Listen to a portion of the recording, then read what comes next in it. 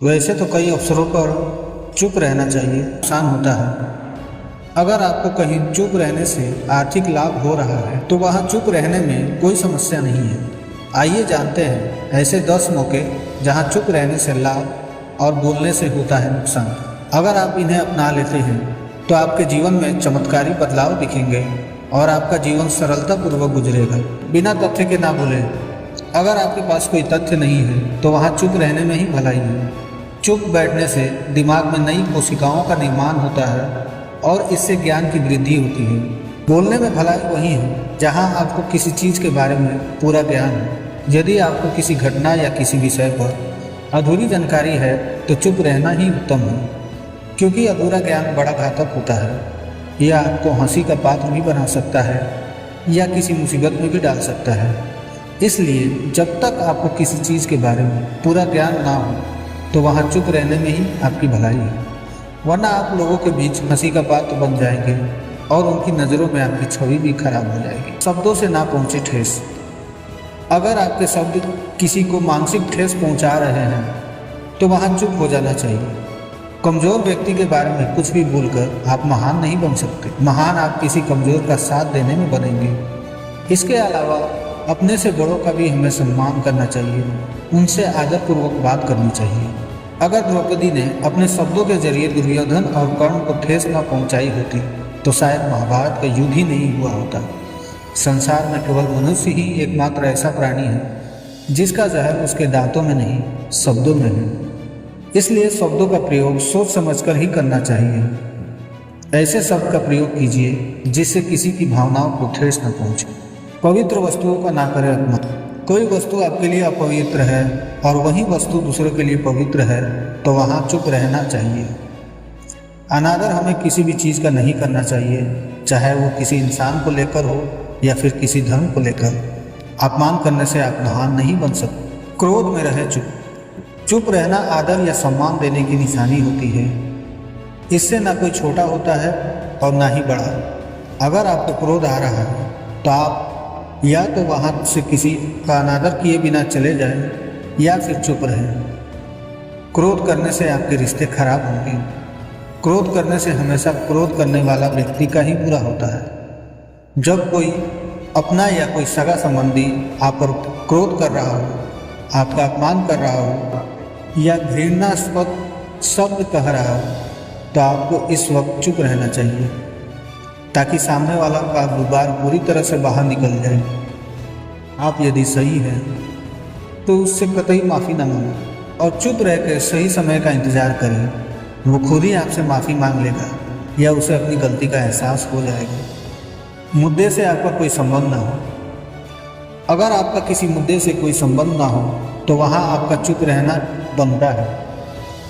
बिना किसी वजह अगर आप दूसरे के मुद्दे पर बोलेंगे तो यह आपके लिए अनिष्टकारी रहेगा। इसमें केवल और केवल आपका ही नुकसान है। शब्दों से किसी मित्र को हो हानि।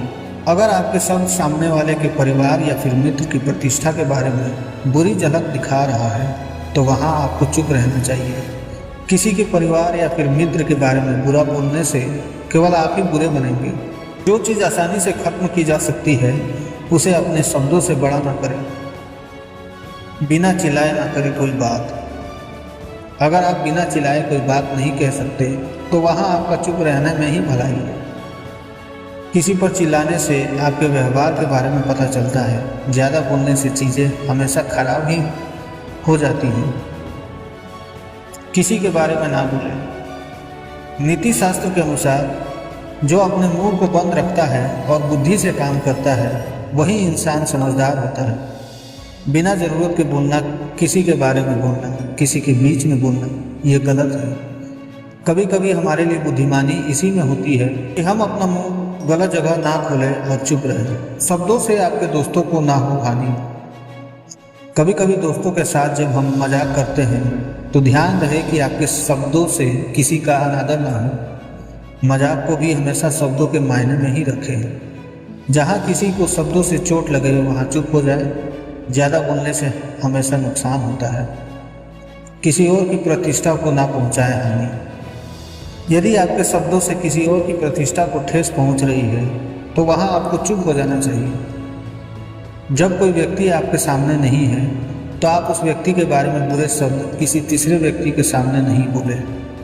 जब कोई कर रहा हो किसी की बुराई, जब कोई आदमी आपके सामने किसी तीसरे आदमी की बुराई कर रहा है तो तब तुम्हें चुप रहकर बस सुनना चाहिए, अपनी राय व्यक्त नहीं करना चाहिए, क्योंकि जो आज आपके सामने किसी तीसरे की बुराई कर रहा है वो कल किसी और के सामने आपकी भी बुराई कर सकता है यदि आपने कुछ कहा तो। जब कोई नहीं समझे आपकी भावना, यदि आपको लग रहा है कि कोई व्यक्ति आपकी भावना, दुख या परेशानी को शब्दों में नहीं समझ पा रहा है या वो आपको ध्यान से सुन नहीं पा रहा है, तो ऐसे व्यक्ति के सामने चुप रहना ही ठीक है, क्योंकि ऐसे लोगों को आपकी भावनाओं या दुख से कोई मतलब नहीं होता। ऐसे लोगों को अपना राज बताकर आप पछताएंगे ही। यदि कोई इंसान अपने दुख या परेशानी को आपको बता रहा है तो इसका मतलब यह है कि वो आपको अपना समझ रहा है। ऐसे में तुरंत ही उसे समाधान बताने के बजाय चुप रहकर उसकी दुख या समस्या को सुनें, उसके दुख या समस्या को किसी और को ना बताएं। इसके अलावा और भी कई ऐसे मौके हैं जहाँ पर हमें चुप रहना चाहिए। चुप रहने के बहुत सारे फायदे भी हैं जिसकी चर्चा हम अगले वीडियो में करेंगे।